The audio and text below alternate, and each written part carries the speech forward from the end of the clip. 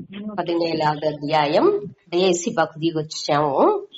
దీనిలో 23లోండి ఆ ఓం తత్సత్ అనే మంత్రానుடைய మహిమైని పற்றி చెప్పారు. దీనిలో వచ్చి ఈ వేల్వి దానం యజ్ఞం దానం தவம் ఈ மூணுని முழுமையவிந்துக்கு அதாவது మన చేసేపడుకు ఎదినా దానిలో తప్పు ఉన్నందింట మనని అరించి చేసే తప్పు లేదు. ఇక్కడ మనని అరించకుండా మన ఏదైనా తప్పు చేసినా ఉంట దాని ప్రాయశ్చితంగా ఈ ఓం తత్సత్ అనే దీన్ని చెప్పినా ఉంట ఆటోమేటిక్ గా అది ఆ యజ్ఞం దానం తపం అన్ని నేని ముழுமை అవును.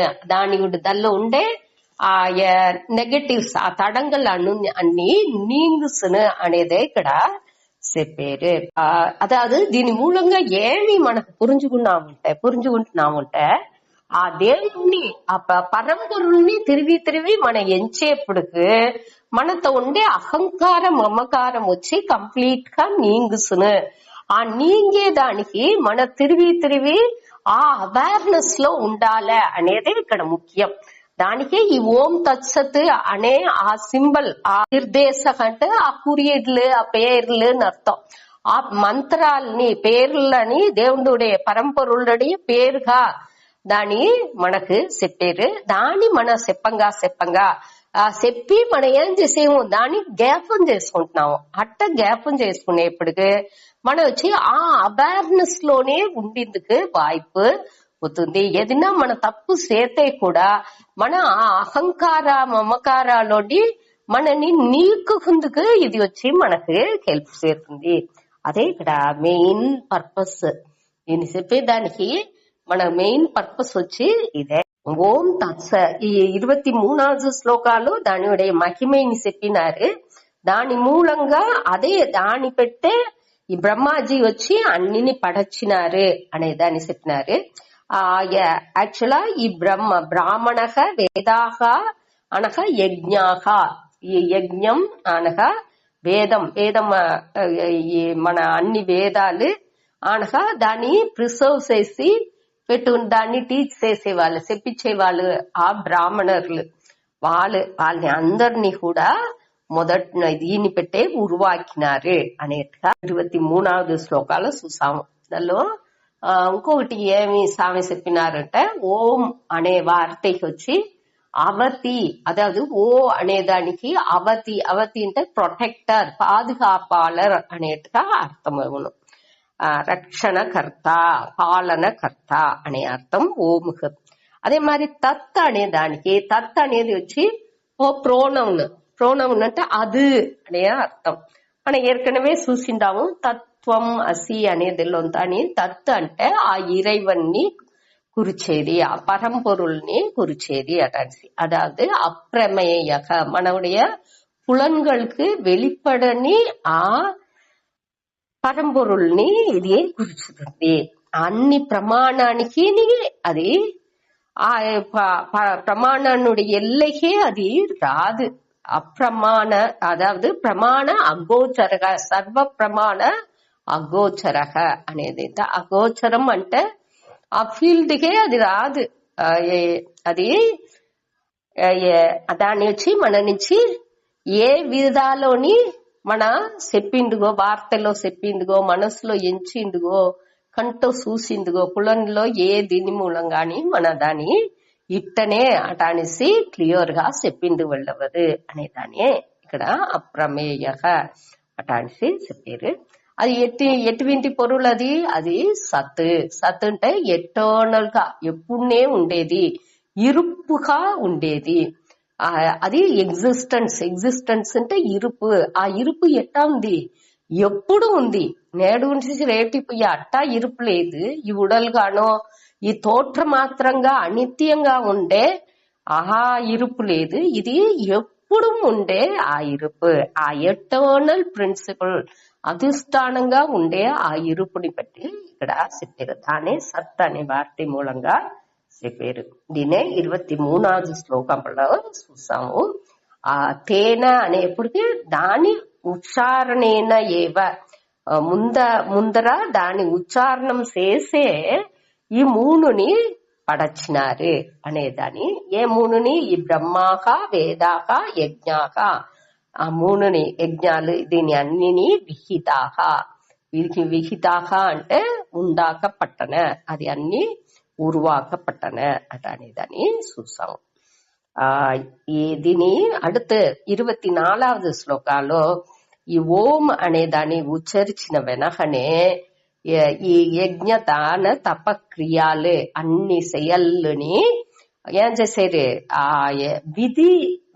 విధాన ఉక్తాక అంటే ఈ శాస్త్రాలు విధించినపడి ఎట్టా చెయ్యాలే అటనిసి శాస్త్రాల్లో చెప్పిండారో అది మారి ఎప్పుడునే దోసేసేరు. బ్రహ్మవాదినం అంటే బ్రహ్మ బ్రహ్మ అంటే ఇక్కడ వేదం సత్వం, వేదాలని చదివి బాగా తెలిసిన వాళ్ళు వచ్చి ఈ విధిని పడి విధాన ఉక్తాక అంట ఈ శాస్త్రాలు చెప్పిన పద్ధతికి వేల్విలు దానం తప్ప మొదల అన్ని చెయ్యాలని ఎప్పుడు నేని ఈ ఓం అనే వార్తని చెప్పి ఆనగా తొడంగేరు అనేది ఈ 24வது శ్లోకాలో చెప్పినారు. యాక్చువల్గా 24வது శ్లోకాలో ఆ శాస్త్ర విధిపడి చేసే చెయ్యల్ని ఆ యజ్ఞ దాన తపక్రియాహ అనేది వచ్చి శాస్త్ర విధిపడి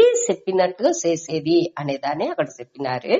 అనగా அடுத்து 25లో వచ్చి తత్ అనే ఆ దాని చెప్పి ఎట్టా సేల్ చేసేరు, ఇదే దాన యజ్ఞ దాన తప క్రియాల్ని అన్నిని ఎట్టా చేసేరు అనేదాన్ని 25 నిష్కామంగా అదావదు భయం కరుదకుండా ఎట్టా చేసేరు అనేదాన్ని 25లో చెప్పారు.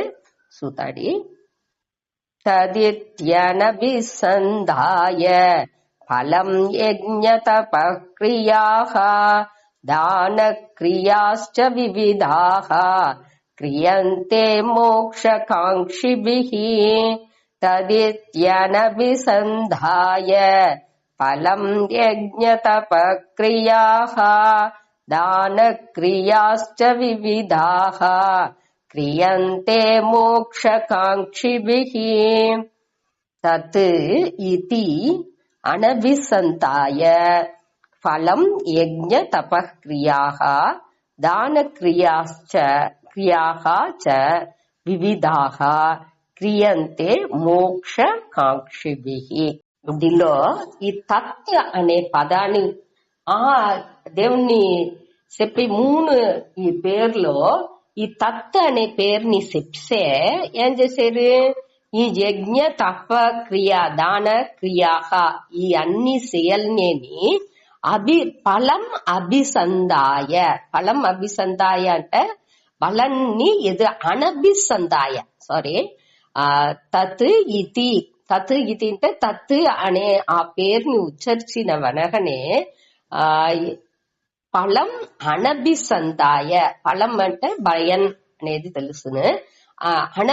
అభిసంతాయ అంటే విరుపతోని అర్థం. ఇక్కడ అనభిసంతాయ అంటే బలాన్ని మన ఎంచకుండా నిష్కామంగా చేసేది. అదావదు దీని అన్ని செயల్ని భోగాని కోసం మన మెటీరియల్ పర్పస్ కోసం చేసేము. అట్ట చెయ్యకుండా ఏ విధ ఫలాన్ని ఎదురు చూడకుండా ఇక్కడ చేసేది.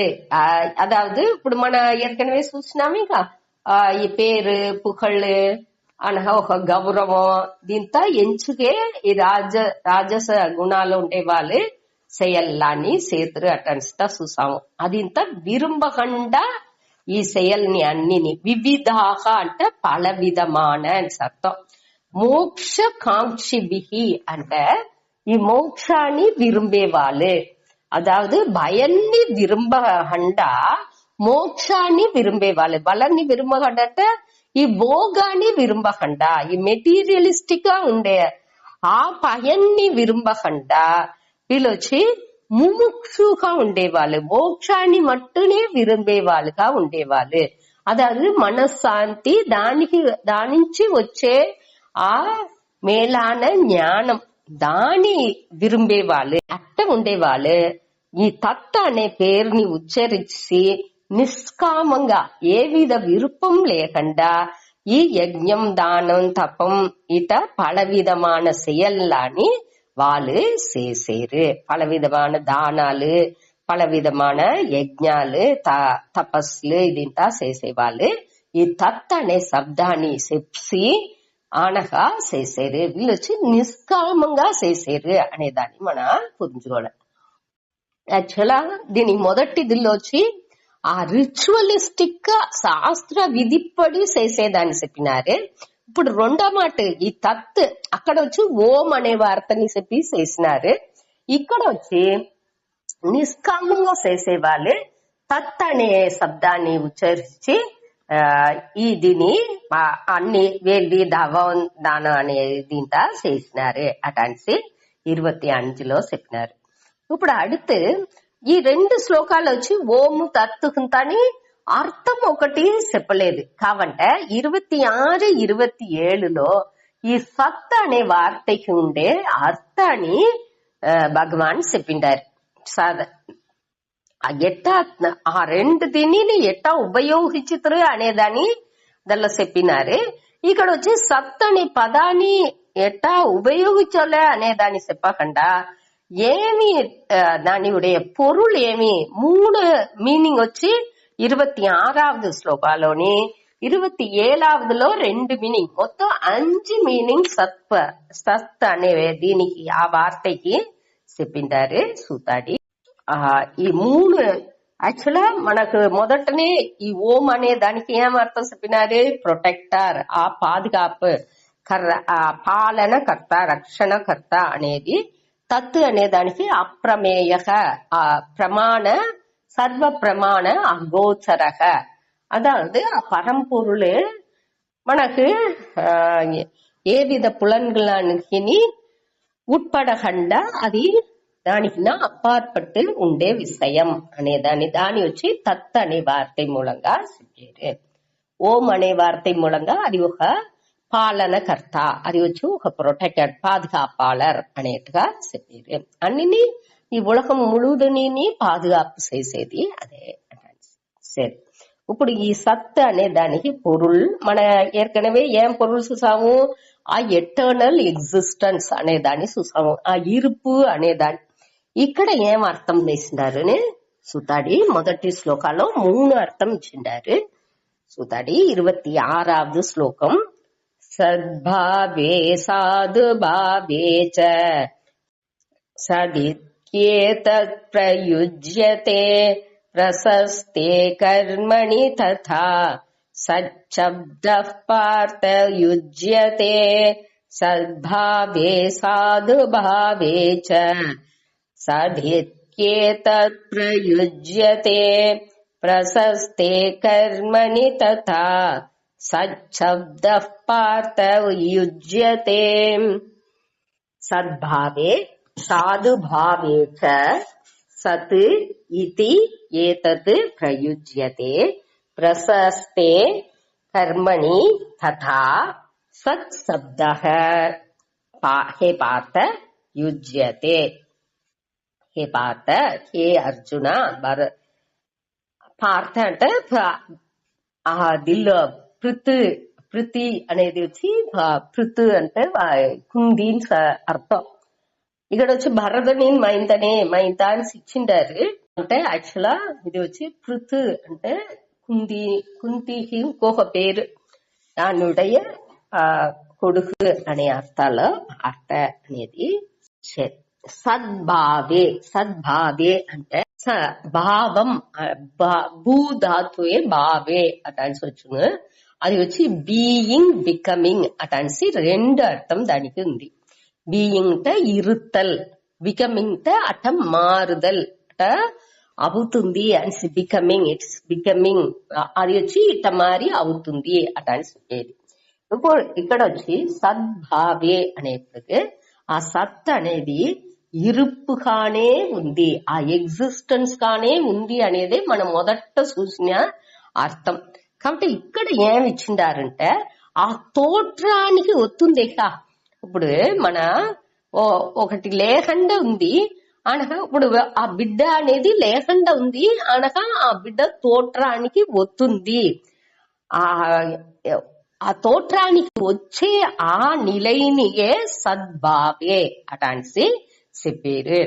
ఆ మొదట లేకుండా ఉండేది అనగా ఉరువవుతుంది, కొత్తగా అది తోట్రానికి వస్తుంది అనేదానికే ఇక్కడ సద్భావం.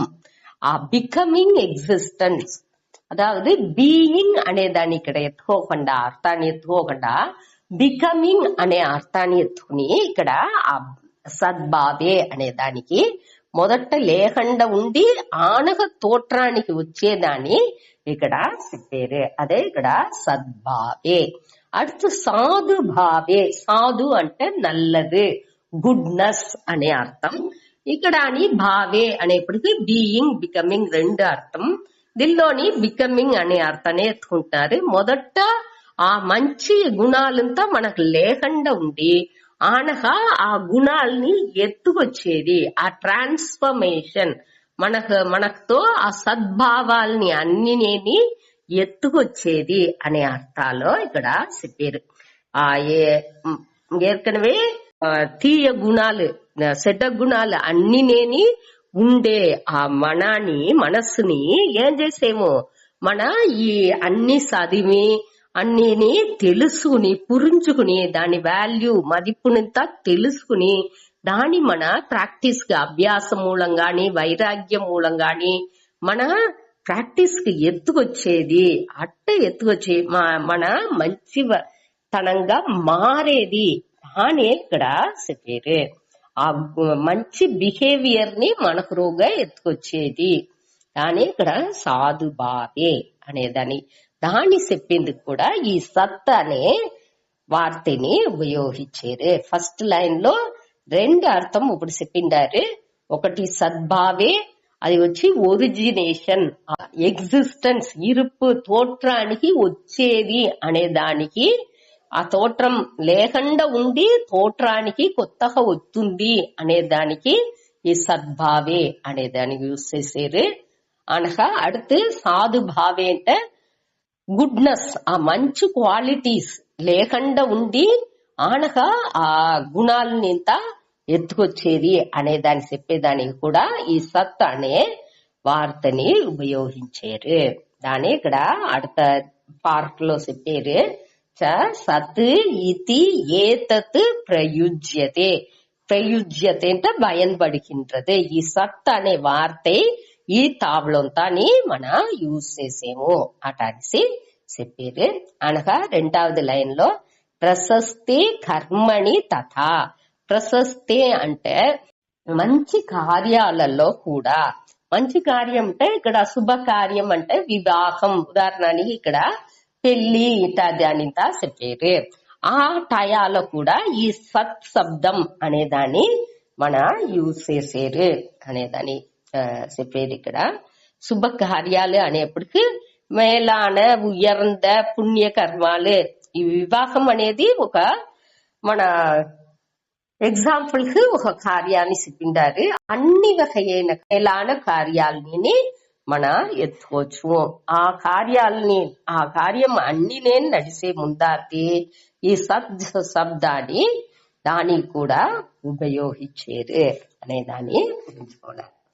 ఇప్పుడు ఇక్కడ ఈ సత్ శబ్దానికి మూడు వకయ అనేదిని చెప్పిండారు. ఎప్పుడు అంటే సద్భావే అనే ఒరిజినేషన్, తోటానికి లేని దాని తోటానికి వచ్చేప్పుడు ఈ సత్ అనే దాన్ని యూజ్ చేసేము. అనగా సాధుభావే అనేప్పుడు గుడ్నెస్, మంచి క్వాలిటీస్ లేని, అదాவது చెడ్డ గుణాలు ఉండే వాళ్ళు మంచి వాళ్ళగా మారేప్పటికి, ఆ గుడ్నెస్ ఆ సత్వ గుణానికి వచ్చేప్పటికి అప్పుడుని ఈ సత్ అనే వార్తని ఉపయోగించారు. అనగా ప్రశస్తి కర్మణి అనేప్పటికి మంచి కార్యాలు, శుభ కార్యాలు నడిచేప్పుడు కూడా ఈ సత్ అనే ఆ వార్తని ఉపయోగించారు అనేది ఈ 26వ శ్లోకాల్లో మూలంగా మనకు చెప్పారు. అదాவது ఇక్కడ వచ్చి செயல் అనే దాన్ని మన అదాவது ఈ మూడు అదావదు ఈ సద్భావే అనేప్పుడు ఆ ఇరుపు అనేదాన్ని పురించుకోలే. అనగా సాధుభావి అనేప్పుడు అది క్వాలిటీగా అవుతుంది. ఆ ఇరుపు వచ్చి తోట్రానికి వచ్చేప్పుడు మంచి విధంగా మంచి గుడ్ క్వాలిటీస్ గా వచ్చేది. అది ఆ సాధుభావేని కూడా సత్తుని చెప్పాము. అనా ఆ క్వాలిటీస్ వచ్చి செயல்గా வெளிப்பడేప్పుడు దానిని మన సత్తుని చెప్పాము. ఇట 3 స్టేజెస్ ఆ సత్తే 3 కానీ வெளிப்படுతుంది. మొదట తోట్రానికి అవుతుంది. ఆ తోట్రానికి వచ్చిందే గుడ్ క్వాలిటీస్ గా మొదట வெளிப்படுతుంది. అనగా మంచి గుణాలు వచ్చి அடுத்த స్టేజ్ లో ఏమవుతుంది, అదే செயల్గా అవుతుంది అనేదాన్ని ఇక్కడ చెప్పారు. ఈ శ్లోకం మూలంగా దాన్ని మనం పురించుకోలే. அடுத்து 27లో ఇంకొక 2 అర్థాలని చెప్పారు. సుతాడి యజ్ఞే తపసి దానే చ స్థితి శక్తిదే చోచ్యతే కర్మ చైవ తదర్థీయం సదిత్యేవాభిధీయతే. యజ్ఞే తపసి దానే చ స్థితి శక్తిదే చోచ్యతే కర్మ చైవ తదర్థీయం సద్యేత్యేవాభిధీయతే.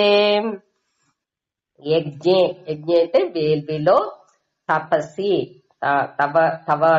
మన తపస్సులో, దానే అనేప్పుడు దానాలో, చ స్థితి అంటే బాగా ఉరుదిగా విల్ పవర్ తోని ఒక కమిట్మెంట్ తోని ఉరుదిగా, అదావదు ఇవాళ నేను ఉరుదిగా నేను దీని చేతునని సంకల్పం పెట్టాను.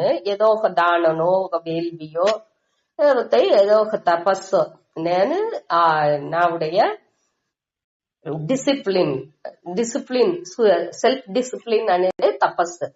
ఆ సెల్ఫ్ మంచి విధంగా నన్ను మార్చేదానికి ఏదో ఒకటి చేసేందుకు సంకల్పం పెట్టాను. దాన్ని ఉరుదిగా చేసేది, కమిట్మెంట్ తో చేసేది.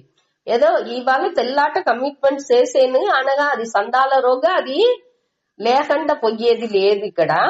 ఇక్కడ వచ్చి ఉరుదితో ఎప్పుడు ఆ ఏం తడంగలు వచ్చినాలు దాన్ని నేను వచ్చి ఖండిగా దాన్ని ఉడాకుండా చేసేది.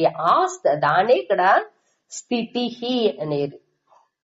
స్థితికి అంటే బాగా నిలై పెట్టు ఆ ఉరుది తన్మైతో ఏ విధ ఆట లేకుండా ఆ స్థానుకు మారి స్థిరంగా ఉండేది. అదావదు ఆ కష్టాన్ని అన్ని తాంగి ఇది వచ్చి ఎప్పుడు అది మన నుంచి వెళ్ళవును అంటే దాని నుంచి వచ్చే కష్టాలని తాంగే శక్తి ఆ మనోపక్వం మనకు రావలే. అనగా ఆ పలనుకు దానియుடைய వాల్యూని మన పురించుకోలే.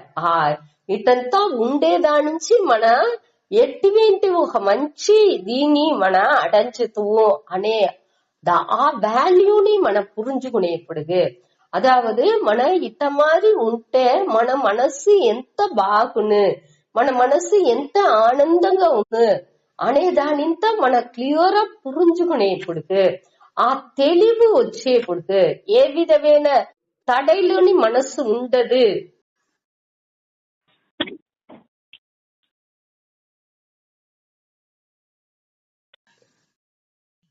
మనసు ఏ విధమైన తడైలోని లేకుండా స్మూత్ ఫంక్షనింగ్ అనేది ఉండుకునే మనసు వచ్చి మన ప్రసాదక అనిసిత చూసామేగా అట్ట మారి ఒక నిలయని అది అడంజును అనేది. కానీ మన ఆ బలం నింత మన ఆ సౌమ్యత్వం, జెంటిల్నెస్, మనసులో ఒక అమైది అన్నినేని ఆ ఆనందం అనేదిలో ఆ మనసు ఉన్ను అనేదానింత మన పురించుకుని దల్లో ఆదిల్లో ఉండప్పటికే ఈ ఉరుది అనేది అప్పుడే వచ్చును. అది పురించి చేసేప్పటికే వచ్చును. ఎదిని పురించి చేస్తే దానియుடைய మదిப்பு అధికం. అది లేకుండా అది పురించకుండా మన మనసుని ఊరియ కంట్రోల్ పడితే ఆ ఉరుది వచ్చి ఉద్ద నాளுக்கு నిలచ్చదు. దాని మన పురించుకోలే. ఇక్కడ వచ్చి దాన్ని పురించి ఆ విల్ పవర్ తోని మన ఆ కమిట్మెంట్ ని చేసేది. అదే ఇక్కడ మొదటి లైన్ లో చెప్పారు. ఆ కమిట్మెంట్ తోని ఈ యజ్ఞ తపస్సు దానం ఇంత అక్కడ చేసేప్పుడు దాని సప్తట్ అనేసి చెప్పారు. அடுத்த லைன் కర్మచ ఏవ తదర్థీయం. తదర్థీయం అంటే దానికోసరం అట అనేసి దానికోసరం అంటే అవట్రికాన అంటే ఇక్కడ దేనికోసరం ఈ మొదటి లైన్ లో చెప్పిన యజ్ఞం తపస్ దానం ఈ మూడు కోసం చేసే దానికోసం చేసే సేయల్ అనే కానీ ఎత్తుకోవచ్చు. అది ఒక మీనింగ్.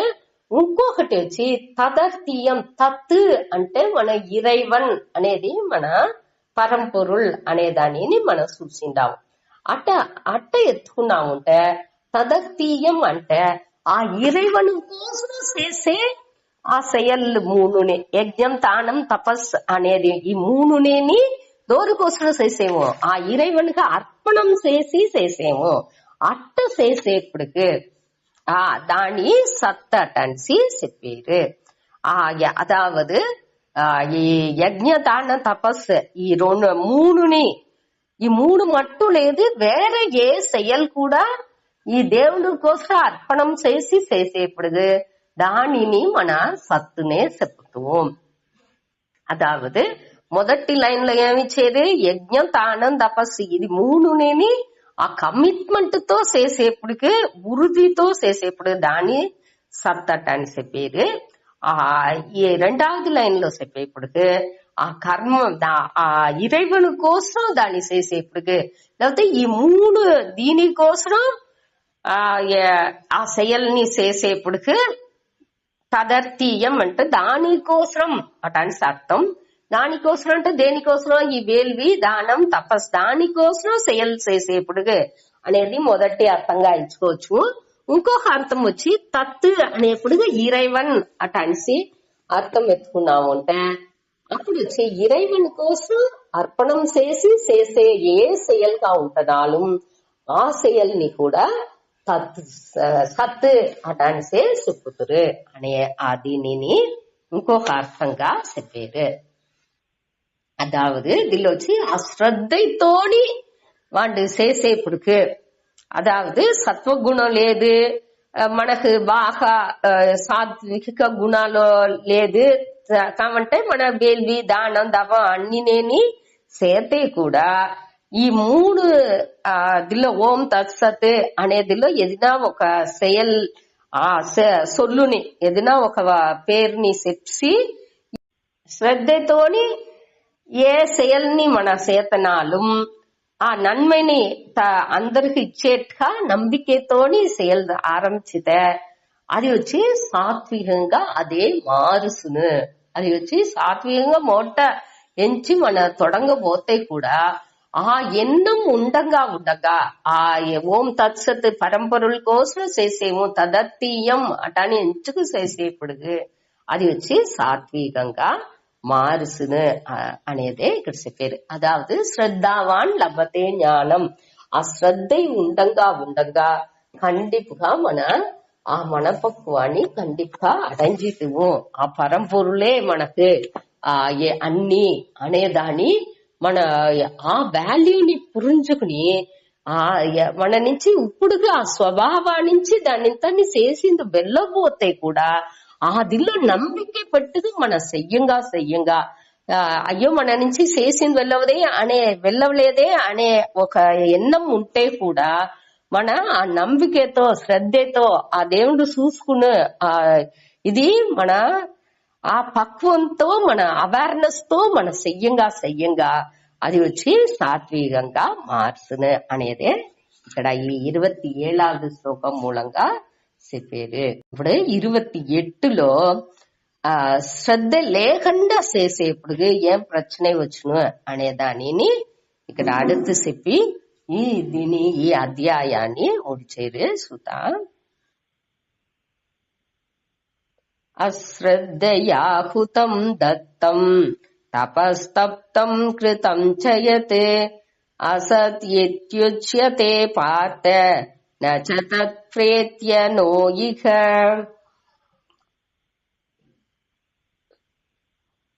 అశ్రద్ధయాహుతం దత్తం తపస్తప్తం కృతం చయత్ అసద్ ఇత్యుచ్యతే పార్థ నచ తత్ ప్రేత్య నో ఇహ. అశ్రద్ధయా హుతం దత్తం తపః తప్తం కృతం చ యత్ అసత్ ఇతి ఉచ్యతే పార్థ నచ తత్ ప్రేత్య నో ఇహ అనేదాన్ని నా ఊ ఇహ అనేసి పిలిచాలి. ఊ అనేది వచ్చి దానికి ఒక అర్థం దొరకదు, నిశ్చయமாக అనే అర్థం, ఇండీడ్ అనే అర్థం చెబుతారు. అది వచ్చి ఆ శ్లోక మీటర్ కోసం అట్ట మరి వార్తలతో వేసుకునేది. సరే, ఇప్పుడు హే పార్థ, హే అర్జున, అశ్రద్ధయా హృతం. అశ్రద్ధయ అంటే శ్రద్ధ లేకుండా. ఈ అశ్రద్ధయాని అన్నిలోని వేసుకోలే. అశ్రద్ధయా హృతం, అశ్రద్ధయా దత్తం, అశ్రద్ధయా తప్తం, అశ్రద్ధయా కృతం. ఇట యత్ ఎది ఏ செயல்கள் వచ్చి శ్రద్ధ లేకుండా హుతం అంటే వేల్విగా చేసేమో, దత్తం అంటే దానంగా ఇచ్చినామో, తప్తం అంటే ఏ తపస్సుని శ్రద్ధ లేకుండా తపస్సు చేసినామో తపం మన అనగా, కృతం అంటే చేసిన செயల్ అటాని అర్థం. శ్రద్ధ లేకుండా చేసిన వేల్వీలు దానాలు అనగా తపస్సు అనగా செயల్, ఇది అన్నినేని అసత్ ఇది ఉచ్యతే. అసత్ అంటే ఏ వகைలోని అది యూస్ అవ్వదు, ఈ ఉలగాలని యూస్ అవ్వదు, మరు ఉలగానికి అది ఉపయోగపడదు. అదావదు అటంటే ఏం అర్థం అంటే, ఇది వచ్చి అదావదు ఈ దేవుణ్ణి అடைஞ்சే ఆ మోక్షాన్ని అடைஞ்சే పాதைகளுக்கு అది వచ్చి పురంబుగా ఉన్నాయి. అదావదు దేనికి అట్ట చెప్పారు అంటే, అశ్రద్ధ అనేప్పటికీ శ్రద్ధ అంటే ఏమర్థం, మన శాస్త్రాల్లో వ్యాలిడిటీ, అదావదు శాస్త్రానికి ఎంత మన ముఖ్యత్వం ఇచ్చేమో అనేదే ఈ శ్రద్ధ మూలంగా మనకు చెప్పారు. అయితే ఆ శాస్త్రానికి మన ముఖ్యత్వమే ఇయ్యలేదు అంటే, మనకు శాస్త్రం పైగా శ్రద్ధ లేదు అంటే మనం దానితో చెయ్యమేక. దానిలో నమ్మిక పెట్టేప్పటికే మనం వచ్చి దానితోని ఈ మంచి గుణాలు, అమానిత్వం, అదంబిత్వం, ఇది ఇంత అని అహంకారం అమ్మగారంతా లేకుండా చెయ్యాలి. అటు చేస్తే మనకు పుణ్యం తవుళ్ళు, మరు జన్మం అనేది ఉండదు అటంతా చెప్తుంది. మేలాన మోక్షాన్ని మన అడంజుత్వం అటాని చింత దానిలో ఉంది. ఇది వచ్చి నిండు ముయற்சி చేసి మన చేసినాలు కూడా ఇది వచ్చి మన శ్రద్ధ లేకుండా చేసినాముంటే దీనికి ఒక్క యూస్ లేదు. శ్రద్ధ వద్దే ముఖ్యం. ఈ శ్రద్ధ ఉండంగా మనకి ఏమవును, ఈ మనసులో ఆ సెల్ఫ్ కాన్ఫిడెన్స్ అనేది నిండా ఇంప్రూవ్ అవును, మనసునుடைய పక్వం అనేది ఇంప్రూవ్ అవును. ఆ పక్వం కూడంగా మనకు వచ్చి ఆటోమేటిక్ గా మనకు ఆ దిల్లో ఉండే నమ్మిక అనేది ఉడాని దానించి, ఆ శ్రద్ధని ఉండేదానించి మనం ఏం చేస్తాము, దాని ఇంకా ఊకంగా మన చేతుము. ఆ ఊకంని, ఆ ఎంకరేజ్మెంట్, ఒక మనసులో ఒక ఊకోని ఆ ఇదంతా ఉండప్పటికి మనకు వచ్చి అది కష్టం, ఏ కష్టం వచ్చినాலும் అది కష్టంగా తెలాదు. అదే అక్కడ ముఖ్యం. ఆ మనసు వచ్చి యాక్చువల్గా కష్టం అనేది ఇంతని మనహా ఎత్తుకునేదే. మన వచ్చి ఒక పళకం అవిసింది మనసు వచ్చి ఇదింత కష్టం ఎంచి దాన్ని కష్టంగా ఎంచి పళేసింది. అటనేప్పటికి మనకు అది కష్టంగా తెలుస్తుంది. అదే ఇది ఇంకొకరు వేరే మనిషిలాని మనం చూసేమేక అదే కష్టపడుతురు కంటే వాళ్ళు అది దాన్ని ఈజీగా వాళ్ళ వాటికి ఎత్తుకుపోతా ఉంటారు. దాన్ని బట్టి వాళ్ళు బాధరన్సే ఉండదు వాళ్ళకి. ఎట్ట వాళ్ళ నుంచి ఉండి నిలవుతుంది వాడి వాళ్ళకి అదే ఒళ్ళే ఉంది, అదే మనసే ఉంది, అదే మరి మనకి ఏముందో అదే పులన్கள் అదేనే వాళ్ళకి ఉంది. వాళ్ళే అదే కష్టం పడేప్పుడు వాళ్ళకి బట్టి దేనికి అది కష్టంగా తెలాంటుంది, మనకి దేనికి అది కష్టంగా తెలుతుంది అనేది ఇంత మనం యోచించి చూసేప్పుడు మన మనసు అట్ట పழகிసింది, మన స్వభావం అట్ట మారి ఉంది. దానికే ఈ శ్రద్ధ, ఈ పళకనే అన్నిని మారుస్తుంది. మనం వచ్చి ఒక ఈ అహంకారం మమకారానికి మనగా ఒక దీన్ని ఫామ్ చేసి పెట్టుకుంటాము. ఒక సాలిడ్ ఎట్టా ఐస్ క్యూబ్ ఫామ్ అవుతుందో அதே மாதிரி தனி வியக்தி தனி மனிதன் அட்டானிசி நேகா నేను నా వెరుపుని పట్టి నేను ఒక అహంకారం నావుடைய అహంకారం మమకారతో నేను నన్నేని ఒక విధాలు ఉరువాకి పెట్టుకుంటా. అదే అక్కడ ప్రశ్ననేని. ఈ శ్రద్ధతో మనం ఏం చేసాము ఇప్పుడు శాస్త్రాలు ఉండే ఆ శ్రద్ధతో మన అన్నిని ఈ செயல்கள் అన్ని చేసేప్పుడు అది అన్నినేని ఒకటి లేకుండా సకాపోను. శ్రద్ధ లేకుండా చేసినాముంటే మనకు దానియుடைய ప్రయోజనం ఒకటినే మనకు తగులదు అనేదే ఇక్కడ చెప్పేది. ఎంత ముయర్చి చేస్తే కూడా మన శ్రద్ధ లేకుండా చేసినాముంటే, శాస్త్రంలో నంబిక లేకుండా చేసినాముంటే ఇహలోక బలాన్ని మనకు తగులదు, ఆ పరలోక బలాన్ని పుణ్యాన్ని మనకు తగులదు అనేదే ఇక్కడ చెప్పారు. ప్రేత్య అంటే ఆ మరణాన్ని వెనక వేరు ఉలకాలోని మనకు ఏ భయాన్ని రావలేదు లేదు. ఇహ అంటే ఈ ఉలకాలోని మనకు ఏ బలాన్ని తగులదు. అదేనించి అంటే శాస్త్రాన్ని నింద చేసేదానించి మనకు శాస్త్రానికి వచ్చే ఆ పుణ్యం అనేది తగులదు.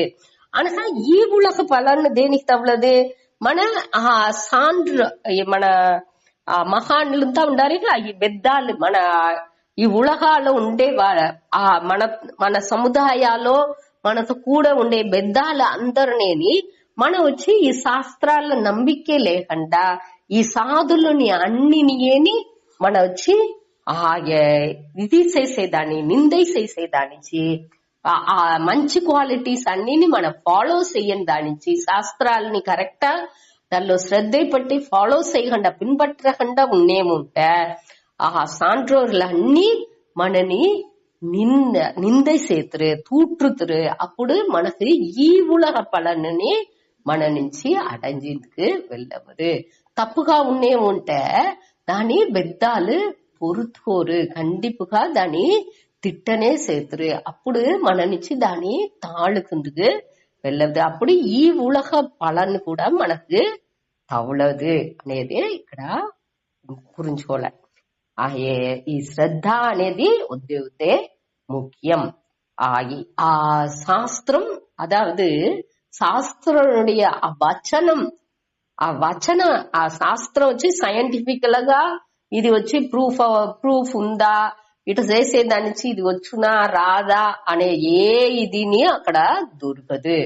ఆ శాస్త్రాలు చెప్పింది దాని నుంచి నేను చేసాను అంతే. అక్కడ వచనాత్ ప్రవృత్తి వచనాత్ నివృత్తి. వచనాత్ అంటే ఆ వచనం శాస్త్రాలే ఈ వచనం సత్యం వద ధర్మం చర అటనిసి ఉంది. ఆ వచనం నుంచి నేను దాన్ని ఫాలో చేసాను.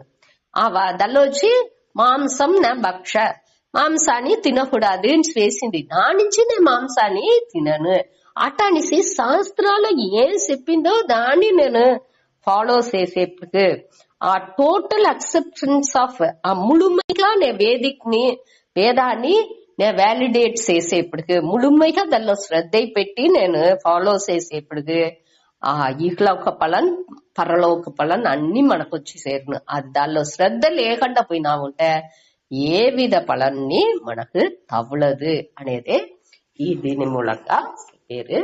దీనితోని మనకు ఈ 17వ అధ్యాయనుடைய కడేసి శ్లోకాన్ని ముడించింది. దీంతో ஓம் தத்சத் இதி ஸ்ரீமத் பகவத்கீதாசு உபனிஷத்சு பிரம்ம வித்யாயாம் யோகசாஸ்திரே ஸ்ரீகிருஷ்ண அர்ஜுன சம்வாதே ஸ்ரத்தாத்ரய விபாக யோகோ நம சப்ததசோऽధ్యాయः. దీంతోని 14వ అధ్యాయం ముగించింది.